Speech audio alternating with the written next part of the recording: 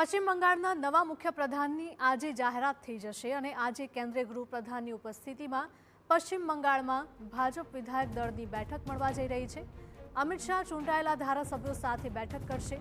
બપોરે 3 કલાકે યોજાનારી બેઠકમાં નવા મુખ્યપ્રધાનનું નામ નક્કી થશે। સીએમ માટે શુવેન્દુ અધિકારી, અગ્નિમિત્ર પોલ અને રૂપા ગાંગુલી સહિતના નામ ચર્ચામાં છે।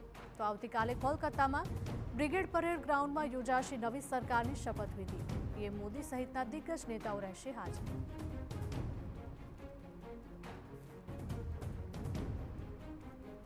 ખૂબ જ મહત્વના સમાચાર। પશ્ચિમ બંગાળના નવા મુખ્યપ્રધાનની આજે જાહેરાત થશે અને તેના ઉપર સમગ્ર દેશની નજર મંડાયેલી છે કે આખરે કોણ બનશે મુખ્યપ્રધાન।